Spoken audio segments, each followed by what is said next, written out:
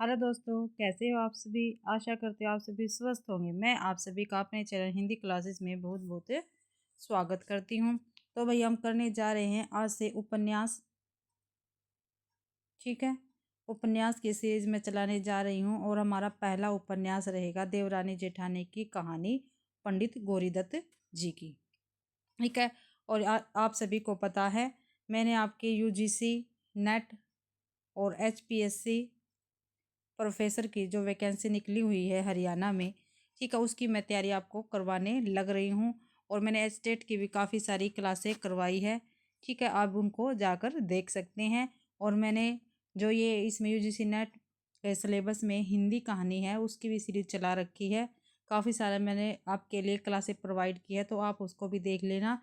और आपके लिए हर रोज़ मैं जो 2005 से लेकर 2024 तक के ओल्ड पेपर है उनकी सीरीज लेके आई हूँ। सुबह 10 बजे मैंने शेड्यूल लगा रखा है, हर 10 बजे आपको वो क्लासें मिल जाती है, तो प्लीज़ आप उनको भी देखना। और आज से हम उपन्यास स्टार्ट कर रहे हैं। ठीक है, तो पंडित गौरीदत्त, ठीक है, कि क्या है जीवनी। पंडित गौरीदत्त का जन्म पंजाब प्रदेश के लुधियाना नामक नगर में 1836 ईस्वी में हुआ था। कहाँ हुआ था भाई? पंजाब प्रदेश है उसके लुधियाना नामक शहर में 1836 ईस्वी में हुआ था। ठीक है, आपके पिता पंडित नाथू मिश्र प्रसिद्ध तांत्रिक और शाश्वत ब्राह्मण थे। क्या थे इनके पिता? ठीक है, क्या थे? और पिता का क्या नाम था भाई? पंडित नाथ मिश्र। ठीक है, वो प्रसिद्ध तांत्रिक थे और शाश्वत ब्राह्मण थे। ठीक है, आपकी प्रारंभिक शिक्षा साधारण ही हुई थी, केवल पंडिताई का कार्य करने तक ही वह सीमित थी। जब आपकी आयु 5 वर्ष की थी तब आपके घर एक सन्यासी आया और आपके पिता को उसने ऐसा ज्ञान दिया कि वह सब मोह माया त्याग कर घर से निकल गए। आपकी माता अपने दोनों बच्चों को लेकर मेरठ आई। मेरठ आकर गौरीदत्त ने अध्यापन को आगे बढ़ाया। रुड़की के इंजीनियरिंग कॉलेज से बीजगणित, रेखागणित, सर्विंग, ड्राइंग और शिल्प आदि की शिक्षा प्राप्त करने के उपरांत आपने फारसी और अंग्रेजी का भी विधिवत ज्ञान अर्जित किया। वैद्यक और हकीमी की दिशा में भी आपने अपनी योग्यता से उल्लेखनीय सफलता प्राप्त की गई। ठीक है, जब आप मेरठ के मिशन स्कूल में अध्यापक थे तब महर्षि स्वामी दयानंद सरस्वती मेरठ पधारे थे। ठीक है, ये बात बहुत इंपॉर्टेंट है, ये आपको याद करनी है। ठीक है, तब मुंशी लेखराज के बगीचे में स्वामी जी ने अपने भाषणों में एकाधिक बार इस बात के लिए बहुत खेद व्यक्त किया कि देशवासी हिंदी और नागरिक, क्या है भाई, देशवासी हिंदी और देवनागरिक को त्याग कर उर्दू, फारसी और अंग्रेजी के दास होते जा रहे हैं।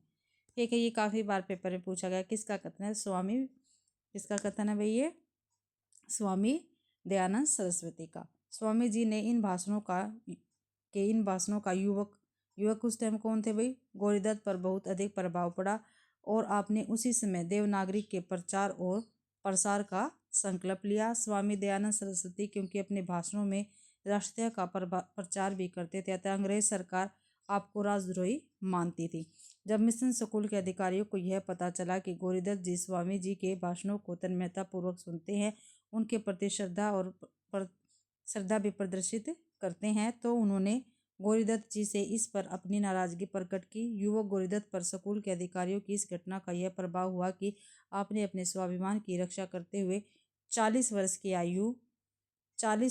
की आयु में स्कूल से तुरंत त्यागपत्र दे दिया। और दूसरे ही दिन मेरठ, ठीक है, क्या हुआ? दूसरे ही दिन मेरठ वेदवाड़ा नामक मोहल्ले के एक चबूतरे पर देवनागरिक पाठशाला की स्थापना की। देखो भैया, काफ़ी इंपॉर्टेंट है। वेदवाड़ा नामक मोहल्ले में एक चबूतरे पर देवनागरिक पाठशाला की स्थापना की। तो देवनागरिक पाठशाला की स्थापना किसने की थी? पंडित गौरीदत्त जी ने की थी भाई। आपकी ये ही पाठशाला कालांतर में देवनागरिक कॉलेज का रूप धारण कर गई है। ठीक लो, देख लो भाई। ठीक है, जो देवनागरिक पाठशाला थी गौरीदत्त जी ने इसकी स्थापना की थी, शुरू की थी, वो आज देवनागरिक कॉलेज का रूप धारण कर गई है, यानी कॉलेज बन गई है वो। फिर इन्होंने क्या किया? देवनागरी का प्रचार और प्रसार एवं उसकी सेवा। अब आपने मेरठ में नागरिक प्रचारणी सभा की स्थापना भी की और सन 1894 में उसकी ओर से सरकार को एक ज्ञापन इस आशय का दिया कि अदालतों में नागरी लिपि को स्थान मिलना चाहिए। आपने ज्ञापन में देवनागरी लिपि की उपायता और गहरता पर इस प्रकार प्रकाश डाला था। देवनागरी लिपि इतनी सरल एवं वैज्ञानिक लिपि है कि उसके 36 अक्षर और 12 मात्राएं केवल 3 दिन में ही आसानी से सीखे जा सकते हैं। कितने भाई? 36 अक्षर और 12 मात्राएं केवल 3 दिन में ही सीखी जा सकती है। ठीक है, अर्थात 6 महीने में तो उसका पूरा अभ्यास किया जा सकता है। ये किसने कहा है? गौरीदत्त जी ने। इसमें जैसा लिखा जाता है वैसा ही पढ़ा जाता है, पढ़ने और लिखने में भी कुछ अंतर नहीं रहता। अपने इसी ज्ञापन में आपने अंत में यह भी लिखा था, उर्दू और फारसी के शब्दों को यदि नागरी लिपि में लिखना शुरू कर दिया जाए तो वे बहुत सरल हो जाएंगे। पंडित जी इसके लिए दबाव डालते रहे। आपने इस अनवरत प्रयास के फलस्वरूप 18 अप्रैल सन 1900 का सर एंटोनी मैकडोलन ने एक अध्यादेश जारी करके उत्तर प्रदेश के स्कूलों और पाठशालाओं में हिंदी के पठन पाठन को स्वीकृति प्रदान करके हिंदी प्रचार तथा प्रसार का मार्ग प्रशस्त किया। देख लो भाई, हम हिंदी किन के प्रयासों से कर रहे हैं? गौरीदत्त जी के प्रयासों से हिंदी पढ़ रहे हैं। ठीक है, आगे है पंडित जी नागरी और हिंदी के इतने दीवाने बन गए कि आपने अपने अंगरखे पर जय नागरी शब्द भी अंकित करा लिया था। कौन सा शब्द? जय नागरी। पारंपरिक अभिवादन के समय जय नागरिक ही कहते थे। जब हम जैसे किसी से मिलते हैं तो ये कहते हैं ना राम राम, तो ये क्या कहते थे? जय नागरिक ही कहते थे। उनकी समाधि पर इसलिए लोगों ने देवनागरी प्रचार आनंद शब्द अंकित किए थे। क्या लिखा हुआ उनकी समाधि पर? देवनागरी प्रचार आनंद शब्द। देवनागरी के प्रचार के लिए आपने जो एक गीत बनाया था उससे आपकी लगन और निष्ठा का परिचय मिलता है। ठीक है, आपने देवनागरी प्रेम का सबसे अधिक स्पष्ट प्रमाण इससे अधिक और क्या हो सकता है कि अपनी मृत्यु से पूर्व 1 जून 1903 को आप जो अपना वसीयतनामा लिखा था, ठीक है, उसमें अपनी पूरी संपत्ति, मकान और सामान तक नागरिक के प्रचार के लिए अर्पित कर दी थी। आपकी यही हार्दिक आकांक्षा थी कि आपकी इस निधि स्थान स्थान पर देवनागरी पाठशालाएं खोली जाए। एक अत्यंत साधारण स्थिति वाले इस व्यक्ति ने इसके अलावा अपनी खून पसीने की कमाई से अर्जित 32,000 रुपये की राशि देवनागरी प्रचार के कार्य में स्वाहा कर दी थी। अब इनका निधन कब हुआ था? 8 फरवरी 1906 ईस्वी को हुआ था भाई। ठीक है, पंडित गौरीदत्त का निधन। अब देखते हैं देवनागरी पत्रिकाओं का आरंभ, संपादन और प्रकाशन। ठीक है, पंडित गौरीदत्त ने देवनागरी के प्रचार के लिए जहां स्थान स्थान पर अनेक पाठशालाएं स्थापित की, वहीं अपनी लेखनी को भी इस दिशा में लगाया। आपने नागरी 100 अक्षर दीपिका, नागरी की गुप्त वार्ता, लिपि बोधनी, देवनागरी के भजन और गौरी नागरिक कोश, नागरी और उर्दू का स्वाहा, देवनागरी गजट तथा नागरी पत्रिका नामक पत्र का संपादन तथा प्रकाशन भी किया। देख लो भाई, ये सभी क्या है? पंडित गौरीदत्त जी ने लिखे हुए हैं। ठीक है, इस कार्य के लिए आपने प्राय अपने क्षेत्र के मेलों खेलों में जाया करते थे और वहां पर नाटक प्रदर्शित करके और भाषणों आदि देकर जनता को देवनागरी के महत्व से परिचित कराया था। अपनी इस धुन के कारण जनता आपका देवनागरी प्रचारानंद और हिंदी का सुकुरांत तक कहती थी। क्या क्या कहती थी जनता इनको? देवनागरी प्रचारानंद और हिंदी का सुकुरात। किसको कहा जाता था हिंदी का सुकुरात? पंडित गौरीदत्त को। ठीक है, और देवनागरी प्रचारानंद भी इनको ही कहा जाता है। यहाँ यह उल्लेखनीय है कि आपने काशी नागरी प्रचारणी सभा की स्थापना 16 जुलाई सन 1893 से पूर्व ही सन 1892 में देवनागरी प्रचारक नामक पत्र का संपादन एवं प्रकाशन करके हिंदी प्रचार के इतिहास में एक महत्वपूर्ण भूमिका अदा कर दी थी। यहाँ तक कि आपने इस कार्य में बिहार के श्री अयोध्या प्रसाद खत्री ने भी आपका योगदान दिया था। ठीक है भाई, किन जो भाई देवनागरी प्रचारणी नामक पत्र था उसके योगदान में जो बिहार के श्री अयोध्या प्रसाद खत्री थे, उन्होंने भी गौरीदत्त जी का क्या दिया था भाई? योगदान किया था। पंडित गौरीदत्त जी जहाँ अच्छे गद्य लेखक थे, वहाँ खड़ी बोली कविता के क्षेत्र में भी आपकी प्रतिभा अद्भुत थी। इसका स्पष्ट प्रमाण आपने देवरानी जेठानी की कहानी नामक उपन्यास की भूमिका के अंत में दिया है। उस पद्य से मिलता है जो आपने उत्तर प्रदेश के तत्कालीन गवर्नर द्वारा पुरस्कार प्राप्त होने पर लिखा था भाई। ठीक है, कौन सा लिखा था? देखो, दया उनकी मुझ पर अधिक वित्त है, जो मेरी कहानी पढ़े चित्त से, रही भूल मुझसे जो इसमें कहीं, बना अपनी पुस्तक में लेवे वही, दया से कृपा से क्षमा स्मृति से, छिपावे बुरों की को भले प्रीति से। ठीक है,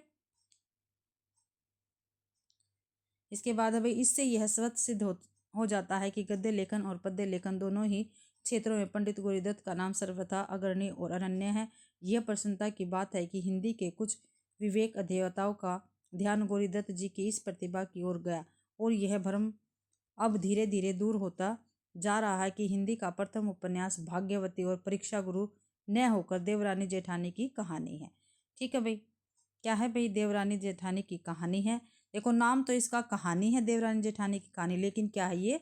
उपन्यास भाई। इस उपन्यास का प्रकाशन सब प्रथम सन 1870 में मेरठ के छियाई छापेवाने में लिथो पद्धति से हुआ था। क्या भाई? देखो जो देवरानी जेठानी की कहानी है इसका सर्वप्रथम प्रकाशन 1870 में मेरठ के क्या है जीआई छापे खाने में लिथो पद्धति से हुआ था और इसकी प्रति अब भी नेशनल लाइब्रेरी कलकत्ता में क्या है सुरक्षित है।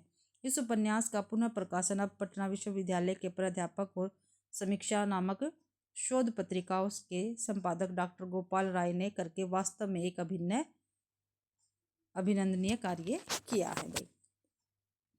अब क्या करते हैं हम, जो ये है उपन्यास इसको हम पढ़ते हैं भाई। देवरानी जेठानी की कहानी पंडित गौरीदत्त शर्मा की है ये। ठीक है, देखते हैं। डॉक्टर गोपाल राय इसे हिंदी का पहला उपन्यास बताते हैं। ये 1870 ईस्वी में मेरठ के एक लियो प्रेस से प्रकाशित हुआ था। गौरीदत्त का देवरानी जेठानी की कहानी उपन्यास 35 पृष्ठों में समाहित एक लघुकाय उपन्यास है। ठीक है, जो देवरानी जेठानी की कहानी है वो उपन्यास 35 पृष्ठों में है। ठीक है, और क्या है? एक लघुकाय उपन्यास है। हिंदी के प्रथम उपन्यास के मतभेद में यह उपन्यास भी गिना जाता है, जिसके लेखक पंडित गौरीदत्त शर्मा ने उपन्यास की भूमिका में ही इस उपन्यास के उद्देश्य और जरूरतों को रेखांकित कर दिया है। यह उपन्यास पढ़ी लिखी और अनपढ़ स्त्रियों के गुण दोषों को रेखांकित करता है। देखो भाई, ये लाइन काफ़ी बार पेपर में पूछी जाती है यहाँ से। यह उपन्यास पढ़ी लिखी और अनपढ़ स्त्रियों के गुण दोषों को रेखांकित करता है। उपन्यास का परम लक्ष्य यही बताता है कि समाज परिवार के लिए पढ़ी लिखी स्त्रियां क्यों जरूरी हैं। ठीक है, इतना दे के पूछ सकते हैं ये किस उपन्यास से लिया गया है या किस उपन्यास में ये वर्णित है। आगे पंडित गौरीदत्त ने अपनी इस कृति में स्पष्ट किया है कि वे इसका प्रणय स्त्री शिक्षा के लिए कर रहे हैं। वे यह भी लिखते हैं, मैंने इस कहानी को नए रंग ढंग से लिखा है। मुझको निश्चय है कि दोनों स्त्री पुरुष इसको पढ़कर अति प्रसन्न होंगे और बहुत लाभ उठाएंगे। इसकी पृष्ठभूमि में देखो भी क्या है, इसमें क्या है? एक बनिया परिवार है। ठीक है, इसमें बनिया परिवार की पृष्ठभूमि द्वारा कथा प्रस्तुत की गई है। ठीक है, बनिया परिवार की भी ये। ठीक है, पूछा जाता है देवरानी जेठानी किस परिवार से संबंधित है? तो बनिया परिवार की। इसके पात्र हैं, मुख्य पात्र हैं, फिर इसके मुख्य पात्र में भी क्या है? पुरुष पात्र। जो पुरुष पात्र है वो देखते हैं। लाला सर्वसुख। ठीक है, काफ़ी बार क्वेश्चन में आता है। ठीक है, लाला सर्वसुख है जो कौन से उपन्यास का पात्र है? तो किसका है? देवरानी जेठानी की कहानी का। लाला सर्वसुख मेरठ का अग्रवाल बनिया जिसने अपने पुरुषार्थ से धन दौलत हाट हवेली खड़ी की है। ठीक है, लाला सर्वसुख क्या है? मेरठ का अग्रवाल बनिया है जिसने अपने पुरुषार्थ से धन दौलत हाट हवेली खड़ी की थी। दौलत राम कौन है? लाला सर्वसुख का क्या है? बड़ा बेटा है, पिता के व्यवसाय में सहयोग करता है। मुलिया और कन्हैया दौलत राम के क्रमशः पुत्री और पुत्र है। ठीक है, जो दौलत राम है उसके पुत्र और पुत्री है मुलिया और कन्हैया, और लाला सर्वसुख का दौलत राम क्या है? पुत्र है। यानी सर्वसुख के ये क्या है? पोता पोती है, बड़े बेटे के लड़के और लड़की हैं। और छोटे लाल लाला सर्वसुख का छोटा बेटा है, रेलवे के दफ्तर में नौकरी करता है। नन्हे और मोहन छोटे लाल के क्रम से बड़े और छोटे बेटे हैं। जो छोटे लाल है उसके दो बेटे हैं, नन्हे और मोहन। फिर है स्त्री पात्र। स्त्री पात्र में ज्ञानो क्या है? जेठानी है, दौलत राम की पत्नी है और घर की जेठानी है यानी बड़ी बहू। यह अनपढ़ और झगड़ालू प्रवृत्ति की है। ठीक है, क्या है भैया? ज्ञानो क्या है? अनपढ़ है और झगड़ालू प्रवृत्ति की है, और ये क्या है? जेठानी यानी घर की बड़ी बहू है। आनंदी देवरानी है, छोटे लाल की पत्नी है, व्यवहार कुशल है और विवेकशील स्त्री है। आनंदी देवरानी है। ठीक है, जो आनंदी क्या है? देवरानी है और ज्ञानो क्या है? जेठानी है। जो देवरानी है वो सुशिक्षित है और गुणवान है, यानी पढ़ी लिखी महिला है, ठीक है, और कुशल है, विवेकशील है, गुणवान है। पार्वती सुख सर्वसुख की बड़ी बेटी है, इसकी शादी दिल्ली में हुई है। सुखदेई सर्वसुख की छोटी बेटी है। अब इसमें गौण पात्र भी है भाई। गौण पात्र में शिवदयाल, वंशीधर कबाड़ी, ज्ञानचंद्र डंगरू, तहसीलदार रामप्रसाद गंगाराम, भगवान देई, लीला पांडे, मिश्रानी, मुंशी टिकट नायर, हर साहे काबली, लाला दीन दयाल, कृपी बाल विधवा है, जो कृपी क्या है, बाल विधवा है। लाला बुलाकी दास मदरसे में नौकरी करता है, और झल्ला मल्ल, ठीक है। ये क्या है, गौण पात्र है भाई। अब इसका कथासार करते हैं। एक ऐसी कथा पढ़ते हैं, इस कथा में क्या कुछ है। इसमें कोई दो राय नहीं है कि इस उपन्यास के केंद्र में नारी की आधार बनाकर पढ़े लिखे और अनपढ़ के बीच का अंतर स्पष्ट किया गया है। लाला सरसुख के बड़े बेटे दौलत राम की पत्नी ज्ञानो और छोटे बेटे छोटे लाल की पत्नी आनंदी है। ज्ञानो अर्थात जेठानी बेबड़ी है, ठीक है, बेबड़ी स्त्री है, वैतनिक भी व्यवहार कुशल नहीं है। सास ससुर देवरानी यानी छोटी बहू सबसे उसकी खटपट लगी रहती है, यानी वो सबसे लड़ती झगड़ती रहती है। छोटी बहू अर्थात देवरानी पढ़ी लिखी और समझदार है, उसकी व्यवहार कुशलता से लाला सरसुख और उसकी पत्नी सहित पूरा परिवार संतुष्ट है। क्या है भाई, जो जेठानी है ज्ञानो, वो क्या है, झगड़ालू प्रवृत्ति की है, और सास ससुर देवरानी से क्या है, लड़ती झगड़ती रहती है, यानी खटपट चलती रहती है उसकी। और जो छोटी बहू है, ठीक है, जो देवरानी है आनंदी, ठीक है, वो क्या है, व्यवहार कुशल है, और लाला सरसुख और उसकी पत्नी जो है उसके समेत जो पूरा परिवार है वो उससे क्या है, संतुष्ट है। देवरानी जेठानी उपन्यास अनेक सामाजिक कृतियों, भ्राडंबरों, धार्मिक अंधविश्वासों आदि पर करारी चोट करता है। आभूषण प्रियता, विवाह में फिजूल खर्ची, झाड़ फूक आदि की चर्चा हुई है। अलगोजे की समस्या भी इस उपन्यास में चित्रित हुई है। परिवार में वृद्ध की स्थिति क्या हो जाती है, उपन्यास इस पर भी हल्की सी रोशनी डालता है भाई। जो वृद्ध व्यक्ति है उनकी स्थिति क्या हो जाती है, ये भी उपन्यास में बताया गया है। हिंदी के इस प्रथम माने जाने वाले उपन्यास की खास बात यह है कि इसमें लोक जीवन चटख रंगों का सुंदर प्रयोग है। उपन्यास का अंत बंटवारे से होता है, जहाँ बड़े बेटे दौलत राम के हिस्से में दुकान, जबकि छोटे बेटे छोटे लाल के हिस्से में मकान आता है। दौलत राम मकान में भी आधा हिस्सा लेता है। मकान से जाते में वक्त बड़ी बहू खिड़की के दरवाजे और चौखट भी ले लेती है, ठीक है भाई। तो ये क्या थी, इसकी कथासार है भाई। इसमें क्या है, वो इसमें बताया गया है, सारांश है ये, ठीक है। अब क्या है, विशेष क्या है इसमें, इस उपन्यास में जो विशेष बातें हैं वो भी है भाई, ध्यान से देखना। यह उपन्यास समस्या के साथ समाधान भी प्रस्तुत करता है। उदाहरण के लिए झाड़ फूक की जगह डॉक्टर को दिखाना, वृद्ध समस्या को बीच देवरानी द्वारा सेना का आदर्श प्रस्तुत करना, आनंदी के पिता द्वारा कहलवाया गया है। ज्ञानवान लड़कियां घबराती नहीं, सब काम किए जाते। ये किसने कहा है, आनंदी के पिता ने कहा है, जो देवरानी है, ठीक है, उसके पिता ने कहा है। पुनर्विवाह का समर्थन किया गया है। लोक मुहावरों का यथास्थान उचित प्रयोग किया गया है भाई, ठीक है। अब इसके प्रमुख उदाहरण बस 2 ही है, ठीक, और ये पेपर में पक्के आते हैं, ये तो काफ़ी बार आ चुका है। शीतला माँ के नाराज हो जाने के भय से लोग बच्चों को चेचक का टीका तक नहीं लगवाते थे, ठीक है। मेरठ में सर्वसुख नामक एक अग्रवाल बनिया था, ये तो बहुत बार आया है, और ये भी काफ़ी बार पेपर में मिलता है। तो दोनों उदाहरण अच्छी प्रकार से आप देख लेना भाई, ठीक है। तो इसी के साथ ही भाई आज हमारा जो उपन्यास है देवरानी जेठानी की कहानी, वो क्या है, कंप्लीट होता है, ठीक है। मैंने आपके जो इसमें पंडित गोरीदत्त जी है उनके बारे में मैंने आपको बता दिया है, और देवरानी जेठानी की कहानी है जो उपन्यास है उसके बारे में भी आपको बता दिया है। आशा करती हूँ आप सभी को मेरी क्लास पसंद आई होगी। अगर आप सभी को मेरी क्लास पसंद आती है तो प्लीज़ मेरी वीडियो को लाइक कीजिए, ज़्यादा से ज़्यादा शेयर कीजिए, और कमेंट तो आप करना ना भूलें, ठीक है। और भाई मेरा चैनल नया है तो प्लीज़ इसको सब्सक्राइब ज़रूर करें। आप देख लेते लेकिन सब्सक्राइब नहीं करते, तो प्लीज़ मेरे चैनल को सब्सक्राइब करें और मेरी क्लास देखने के लिए आप सभी का बहुत बहुत धन्यवाद।